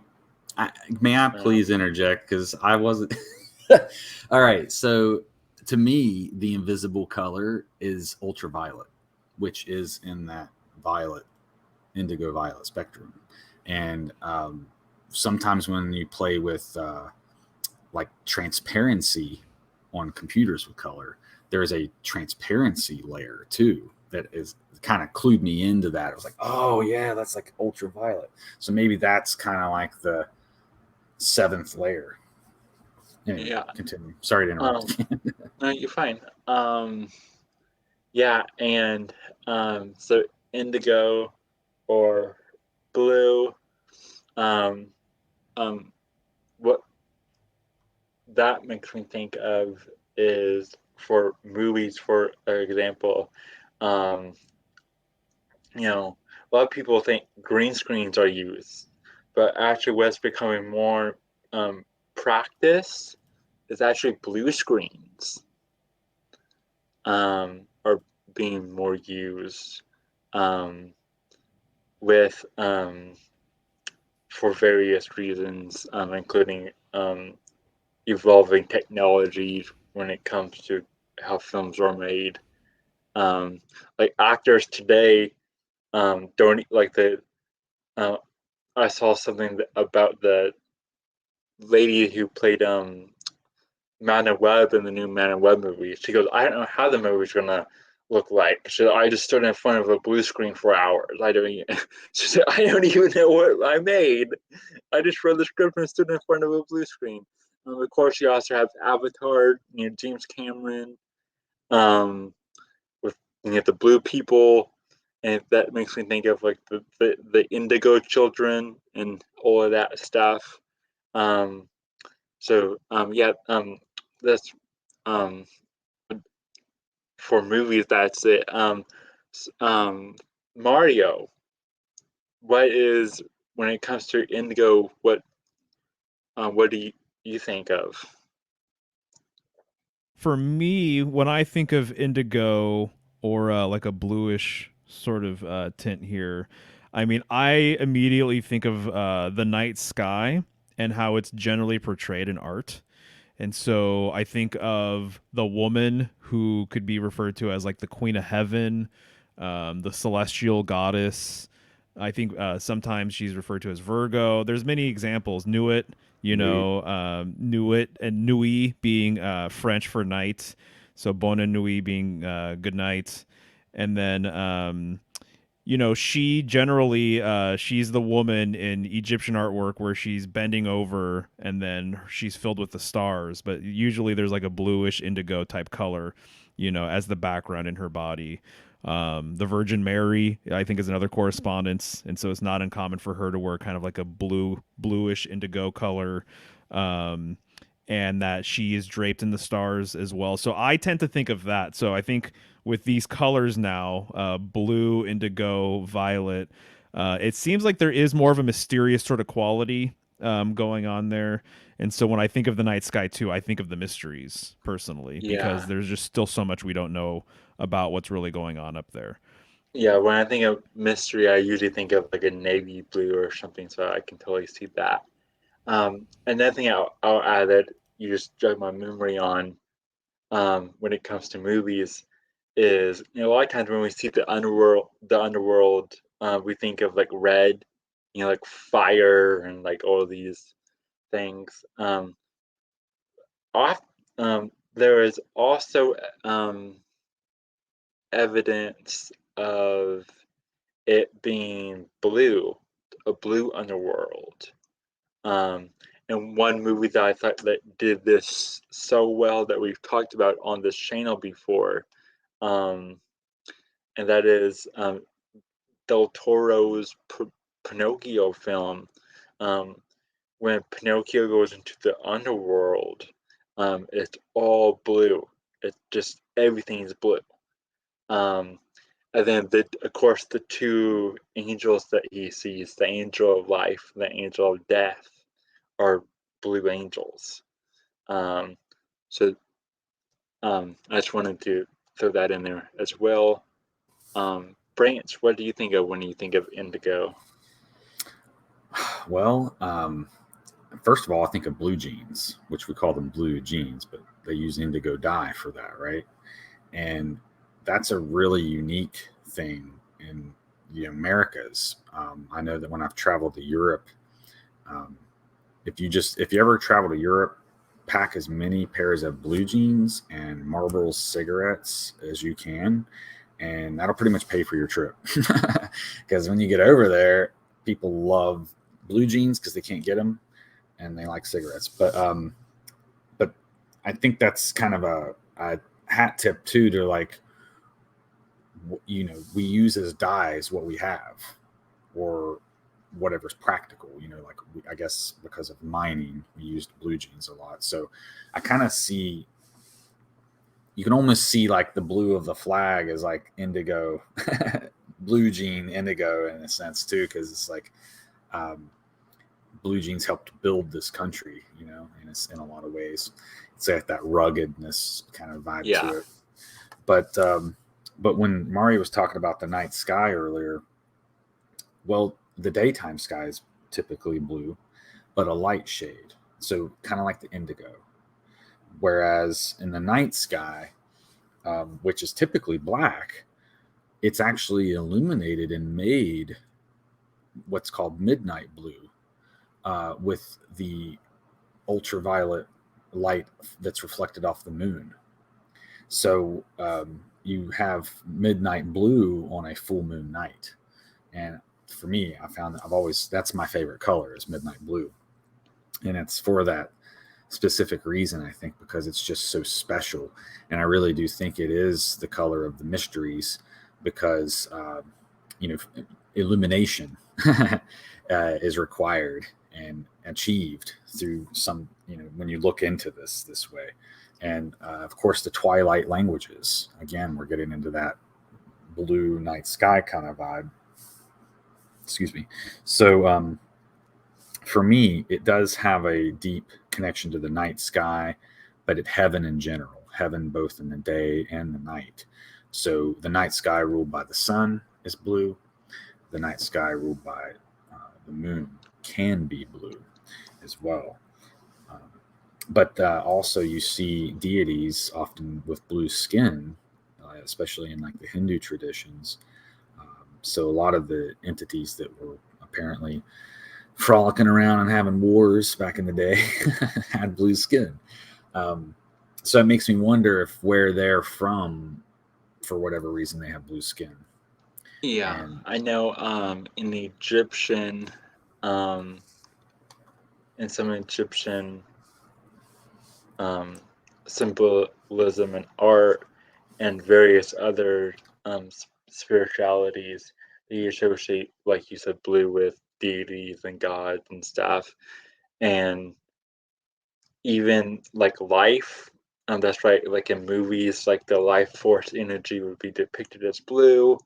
Um, but you also have, life, water, blue. In the desert, it can all be yellow, white, a blank canvas. And then the only color you really will see will be like the blue green of like a succulent or a cactus, right? Um, so I thought that was interesting. Um, is there anything else you guys wanted to say about indigo before we move on? well, I would just mention that the robes of the priests in the Hebrew temple were lined with blue. That's called techelet, and I think they made that dye from shelf, like crustaceans or shellfish or something like that. But yeah, it always reminds me of the law. A lot of times you see police officers dressed in blue, even though a lot of times they also wear black. So it's like, well, if they're wearing black, maybe they represent like the night sky on a new moon. And if they're wearing blue, they're the night sky on a full moon. Regardless, it's the law, right? Yeah, that's my thoughts there. Interesting. Yeah, that's a good one. Boys in Blue. Um, yeah, I kind of like this idea of the underworld being blue. I hadn't seen the Pinocchio movie, but that does make sense. At least this was a video I made several years ago. I haven't really dove into this sort of material as of late, but I made a video basically kind of proposing the idea that the underworld was at one point underwater, and then at some point later on we associate it with underneath the earth.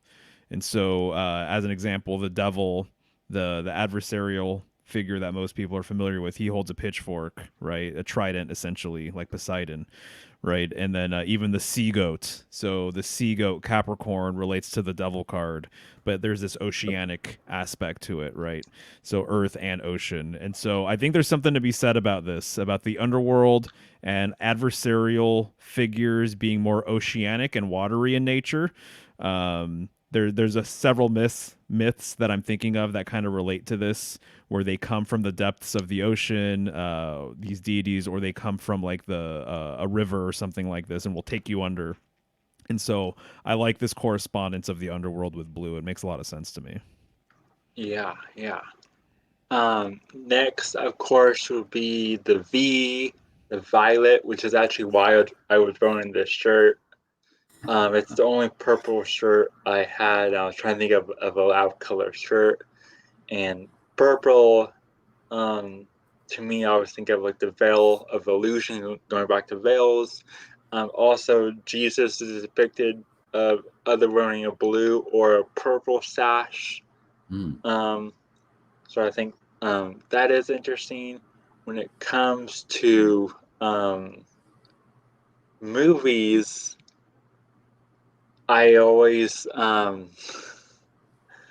honestly, my first thing or will always be Violet. You're turning violet when it from Oh, Willy Wonka. Wonka and the Chocolate Factory.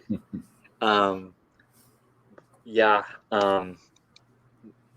Just for sake of time, I'll just say that they're for movies. But yeah. Mario, what's the first thing that comes to your mind when you think of Violet? Yeah, I would say the first thing that comes to my mind, because it's so potent the way it's done, is Crowley's version of the star card is like all purple. It's all purple violet, it kind of reminds me just like the Emperor card, where it's like just different shades of orange. It's different shades of purple. And that card being associated with like this very like hopeful sort of quality. It's tranquil, very spiritual, very ascended, very feminine. But yeah, definitely purple. You know, it's always associated with like spirituality and royalty and things of that sort. But that card in particular, for some reason, it sticks out to me because of how it's done, and also too because I'm such a nerd for this stuff. But I'm inclined to think that the star in the star card is actually Polaris. That's what makes sense to me. And so Polaris being kind of like the top of the firmament of the dome of heaven, you know, this really ascended place, this place where arguably it is the stairway to heaven, you know, this region of the night sky where you ascend to other planes of existence, other realities. It kind of makes sense that it would be lined up with the highest color that we have here in this system, violet and purple. I wonder if it could even be Saturn in that card, just in particular, because it said that it was a purple haze over everything whenever Saturn ruled. So I wonder if Crowley would be as bold enough to swap that, because he did change a few things. He certainly did. And also, that's interesting you bring that up, too, because Saturn used to be the old planetary rulership of Aquarius. So there's Saturnian symbolism baked in there. Yeah, I'm glad you mentioned that, Brant's purple haze, purple rain. You know, there's exactly. Prince and Jimi Hendrix did talk about that. I wonder if that's like a divine washing, like Atlantis. You know, like the flood. Like maybe the water wasn't blue. Maybe it was purple. Ooh. Who knows?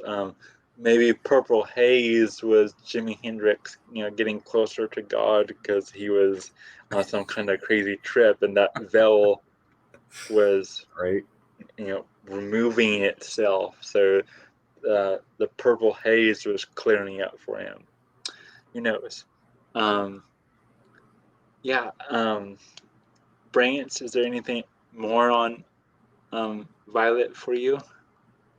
Well, I would just suggest that a lot of times we see Virgo alongside Capricorn or Saturn, and a lot of the Masonic imagery. And when Mario was kind of talking about Nuit and the Queen of Heaven, it made me think of Virgo, and I thought, oh, you know, maybe that's kind of like an oblique reference to their pairing and being together, and the purple maybe does come from Saturn. You know, this kingship that's inherited, and also purple is what you get when you mix the red and the blue. So if we look at the east red and the west green, blue, you know, you mix them together, you get purple. And so in the feast days of the Hebrews are in the spring and fall, you know, over this 6-month period. And that's what Christ epitomizes. You know, he fulfilled a lot of those feast days.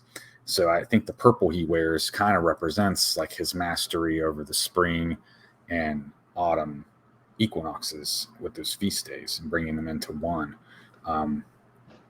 But just to add a couple more things to the blue. And one quick thing. Crowley's depiction of the equinoxes shows the red lamb and the woman wearing green. So again, I think that might be an alchemical thing that he's depicting there. But we just had in the third week of January, we just had the Blue Monday, which is supposed to be the saddest day of the year because you're not getting as much sun and it's dreary. But I've always thought it was interesting that it's specifically like the third or fourth Monday of January where people get blue. So we talked about emotions and colors earlier. And so blue is one of those that tends to get associated with depression and sadness. And I thought of I know you didn't want to dwell on movies too long, but I know that both of you are fans of the Cremaster cycle. Wasn't that a film noir movie where they had like blue tones over a lot of the movie? Oh, you're muted, Maureen. To see the can you hear me now? Yeah. Yeah. Okay. Yeah, my internet connection, it kind of when I unmute myself, it can take a second. But because of the Cremaster cycle the way it is, it's difficult to get unless you're like downloading stuff all the time. So I've only been able to see, I think, only one or two in the series, and so the other rest I have not been able to check out. Maybe different parts of it are different colors. Then I would really. I would not be interested surprised in at that. all. Yeah, there's some Yeah. really striking scenes in there. Yeah, But yeah. film I noir in haven't general. Yeah, I have not been able to watch it in its entirety either. I mean, that's a rarity for any film lovers to be able to watch the full thing.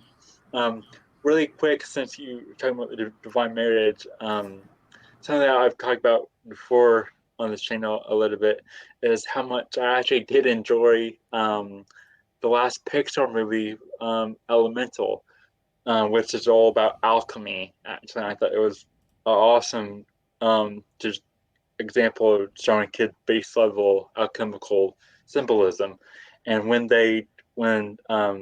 Wade and Ember touch for the first time, the fire girl and the water guy touch for the first time, they actually create purple, and they're showing you the divine marriage, the alchemical marriage, and it's such a beautiful scene, and it blows my mind that that's in a Pixar movie of all things. So yeah, that there. Um, Next, to close out, I guess we can briefly go over black and white. Because I know Mario is just did a whole thing on Saturn and black, so we can close out on that. What I'll mention movie wise really quick when it comes to black and white is um, Christopher Nolan often will balance between black and white and color in his films. He used black and white in was it Memento, but he also recently used it again in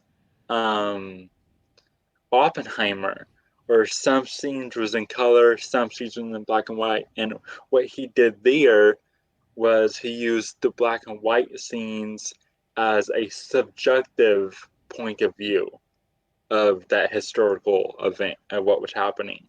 And the color was objective part of the story. Oh, that's interesting. So that's in why Memento, wasn't the black and white past and color was present? Yeah. Yeah, I like how he does that. That's nice. Yeah. Yeah, so that's yeah, cool. Mario, when it comes to black and white, like I said, especially with your stuff with Saturn, what do you think about? Yeah. Well, it's interesting because it's another example of this sort of polarity flip idea where it's like I can think of just as many positive things to say about black as seemingly negative, and then same thing with white as well. And so black, obviously, it's considered to be, well, it depends on who you ask. Some people say it's not even a color. Some people have said that it's all colors combined. Some people said it's the complete lack of color. So, but it seems as though one of the videos that I made, I used the word absolute. I had read that somewhere, that no matter what, it's absolute, So, even in like Photoshop, we're talking about hexadecimal stuff. It's like all black is just all zeros, and all white is just all Fs, right? So it's like absolute. You can't go further than this. You can't get more black than all zeros, and you can't get more white than all Fs. Maybe I have that flipped, but I'm pretty sure that's it. So black is also, though, I mean, good things happen in the dark, and so when you're in the womb, it's dark in there. If you sow a seed, as it germinates, it's going to be under the ground, underneath the earth. It's associated obviously with nighttime, and again, this mystery, very mystical, right? But yet there's this authoritative thing with it as well. And so there's so many things. I mean, it just goes on and on and on, all of the different correspondences. So it relates just as much to life, in my opinion, as it does with death. And I think that you could even say the same thing with white as well. Because white, Obviously, it more so corresponds with like purity. It depends on the culture too. Some cultures I think would view black as being feminine, and then some cultures might view black as being masculine. Same thing with white. And so it just depends on where you're coming from with everything. So white being purity, white has a lighter sort of feeling to it. Obviously, you're going to see angels wearing white and things like that. But white or just light, too much light can blind you as well, right? And so it can be blinding. It could be too much. And so those are a few thoughts off the top of my head about both of those. But then one thing too, just because I've been watching more black and white films as of late, how when you're watching a black and white movie, either this is just a testament to people's like the cinematographers back in the day and stuff, but you just see the composition better. And so you can really see like the composition of a frame much better in black and white, in my opinion, versus in color. So when you don't have color and you're watching a black and white movie, I feel like the cinematography just like stands out that much more. And so that's kind of one of the things I have been appreciating watching these black and white I like films. that too. And Right.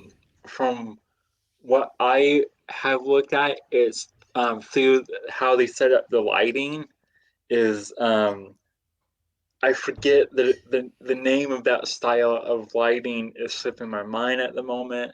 But essentially, it's a harsher light to accentuate like the edges, the outlines of the bodies, the silhouettes and stuff. It's harsher for that. And then once color got introduced, once all these other things got added to it, we could experiment more away from that definitive lighting setup. Mm-hmm. Yeah, and since we're talking about it, what I'll add is back in the day when film strips was actually film strips, they experimented by adding color dye. That's why you have some silent films that have weird color splotches that come into the scene. There's even this one of this silent clip of this lady that's like playing with the excess of her dress, making the fabric all flowy, and it's like moving around. And they added dye to it so her dress changes colors. And so dyes and has always been played around in film. Is there um, anything else symbolically you wanted to add, Mario? I mean, you could talk about the black and white squares of Freemasonry. I think of Gemini symbolism. One twin is considered light, the other one dark, and so yeah, there's plenty of things to pull at with black and white for sure. But yeah, those are some of the things kind of off the top of my head. Okay, Branch, anything? Well, his mentioning of the tiled floor in Freemasonry reminded me also of a chessboard. Oh yeah, there you go. But what's really funny about that is I was reading Alice Through the Looking Glass or something like that with a friend the other day, which, by the way, I don't know if it's intended to be read this way, but it's really fun to read with somebody because there's so much dialogue and you just take turns back and forth, and it's so funny to read. But anyway, in that, it was red and white, not white and black. There was the red knight and the white knight, not the black knight and the white knight. So I don't know what is there, but it stood out to me. And I thought, well, I've never thought about substituting black for red. But anyway, as far as other black things are concerned, I immediately think of Nigretto and alchemy being like that first putrefaction stage, with rotting. And of course, a lot of that stuff takes place under the ground too, where it's dark, like you mentioned earlier. And that's where we find, when I think of black, I also think of mushrooms, just because that's where they thrive, is in that dark blackness. I also think of well, earlier you mentioned the belt with the Green Knight, and also the brown color of, going for that kingship and stuff. Well, I couldn't help back then but think of the belts of karate or taekwondo, where you start out at white.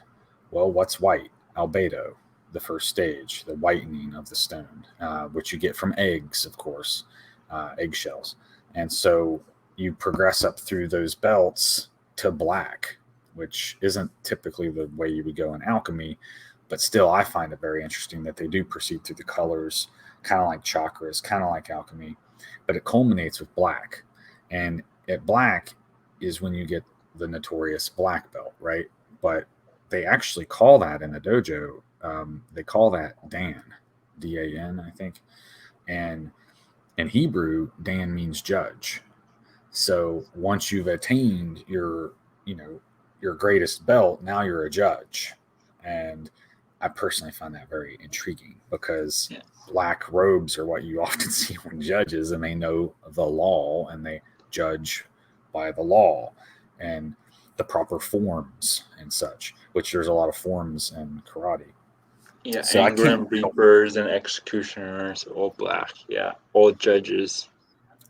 Well, yeah, but the Grim Reaper is generally a skeleton wearing black, though. So his white skeleton with a black robe. But yeah, cultures, of course, can interpolate those colors. Like I think in Japan, white is actually not good, and black is the good, like seen as the favorite color, like lucky, and then white's like unlucky.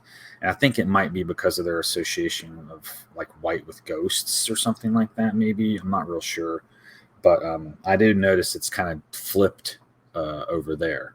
And then the one last thing I think of with black, and I guess we could actually retroactively apply this to some of the other colors, but in billiards and pool, the 8 ball is often black, and it's got that infinity symbol on it, which I would kind of associate with Saturn, right? So I wonder if there's something kind of like, how tarot cards were first, but then we got playing cards. I would wonder if there's some type of similar thing that happened with billiards. Like, was it really something else, and now it's just this? Maybe not. Yeah. Well, and after all, what did they call the tarot? The game of Saturn. So maybe billiards is, in a way, like the game of Saturn too, because maybe the balls are like planets. Yeah, maybe it's some type of divination. Yeah. But yeah, thanks. This has been a lot of fun, guys. Yeah. Yeah. Is there Mario, did you want to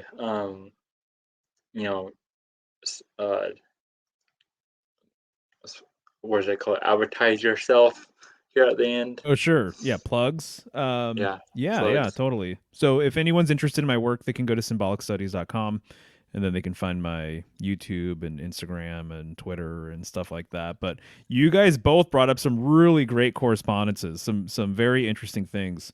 So I appreciate the insight, and once again, I appreciate the invite too. Yeah, thanks for coming.